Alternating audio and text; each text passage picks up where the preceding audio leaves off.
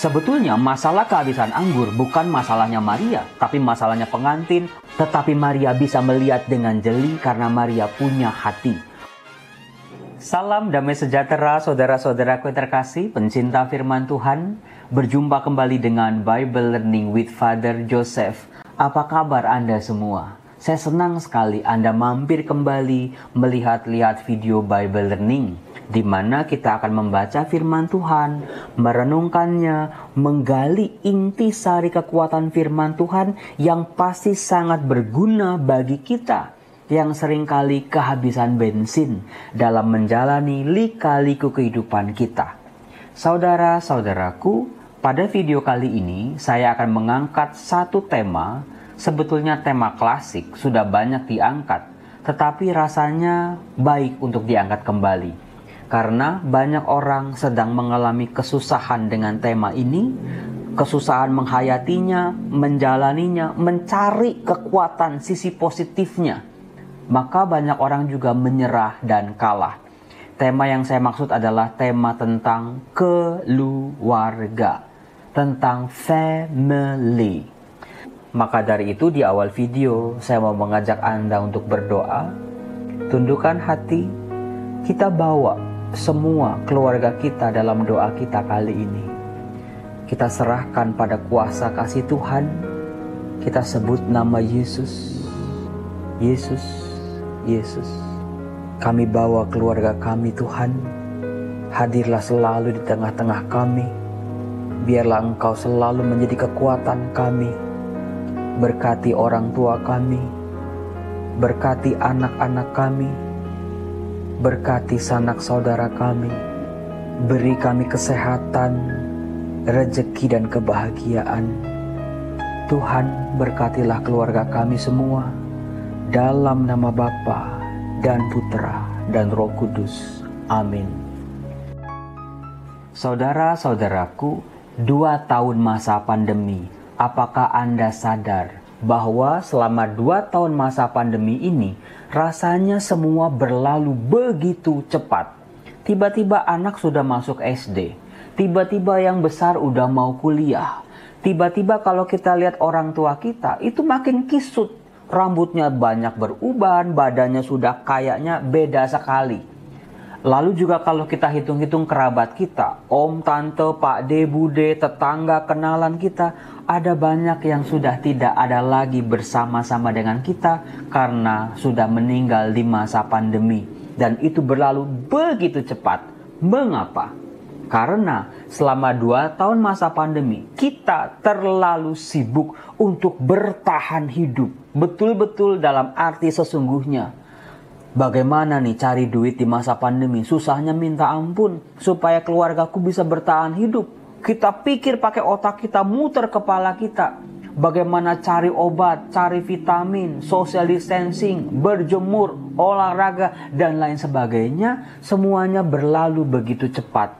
Sehingga banyak dari kita terluput dan tidak melihat keindahan keluarga kita masing-masing. Saudara-saudaraku yang terkasih, hati-hati kalau hidup kita cuma dijalani begitu-begitu aja. Kita akan merasa hambar. Kalau rasa hambar itu tidak pernah kita perbaiki, lama-lama kita kehilangan kekuatan untuk bertahan.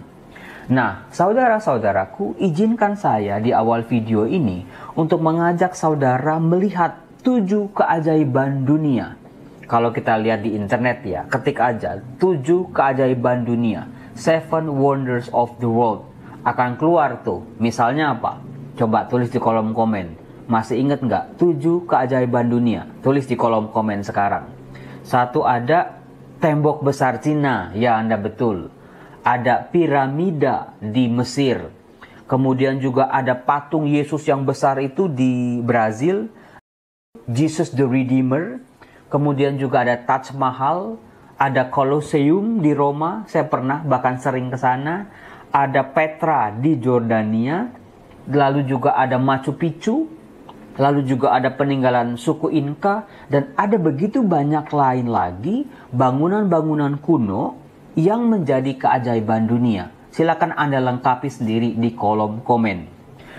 Kalau kita melihat bangunan-bangunan kuno yang besar seperti itu, kita akan terpukau dan heran.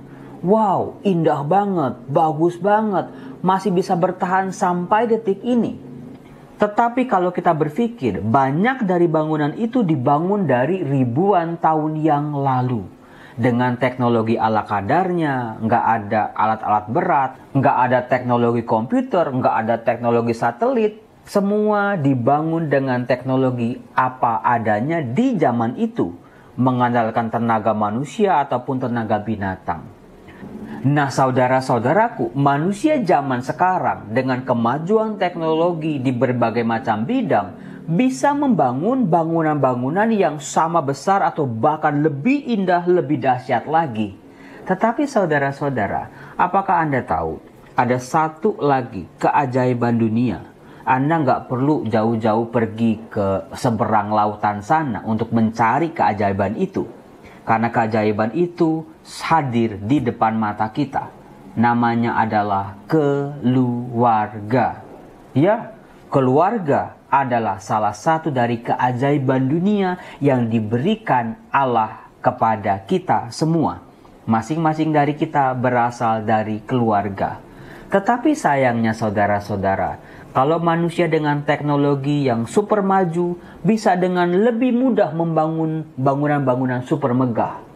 Tetapi mengapa kok manusia zaman sekarang dengan segala kemajuannya kok banyak yang mengalami kesulitan dalam hidup berkeluarga? Zaman dulu punya anak 10, bisa tuh hidup semua, bisa sekolah semua.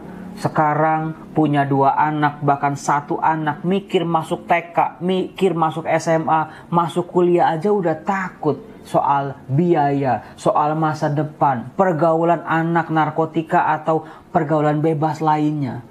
Nah saudaraku, mengapa keluarga bisa kita sebut sebagai keajaiban dunia?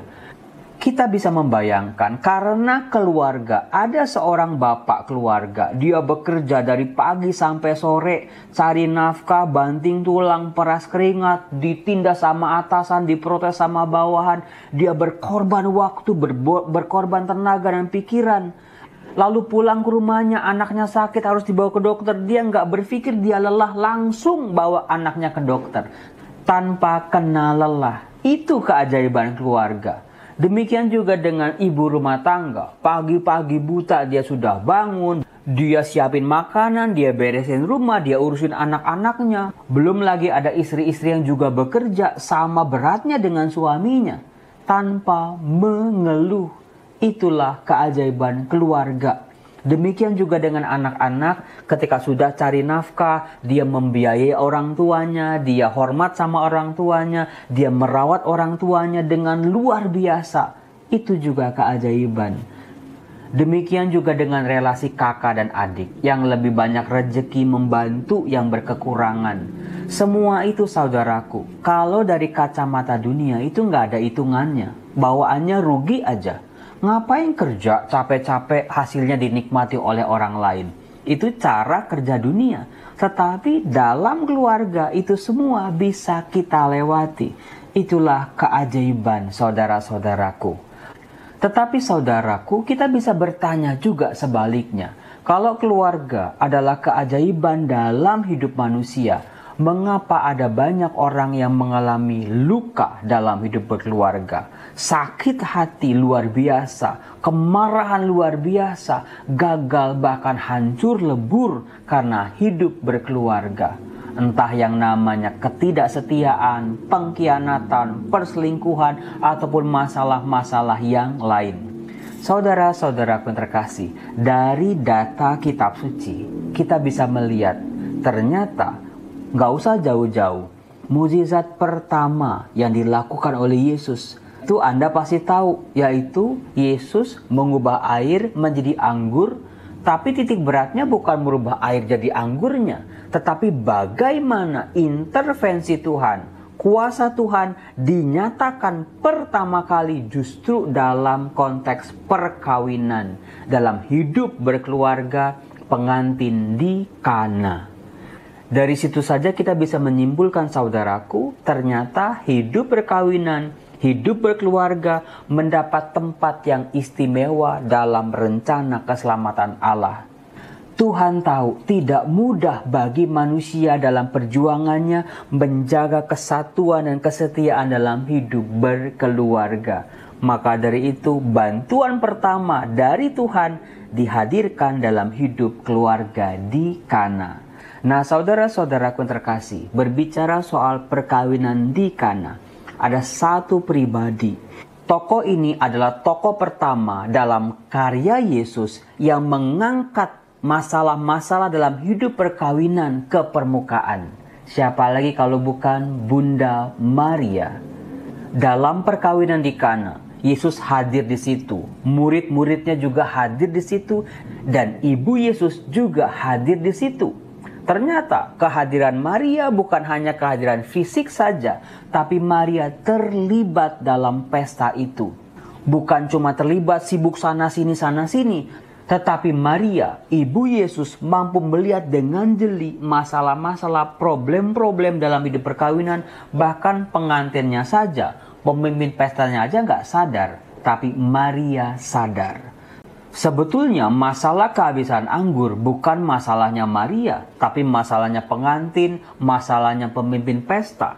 Tetapi Maria bisa melihat dengan jeli karena Maria punya hati. Masalah itu bukan menjadi gosip buat Maria dengan perempuan-perempuan yang lain, tetapi dia bawa kepada orang yang tepat, yaitu kepada Yesus. Bukan hanya mengadu, tetapi Maria mengharapkan Tuhan Yesus putranya berbuat sesuatu untuk menolong pengantin yang sedang dalam masalah ini.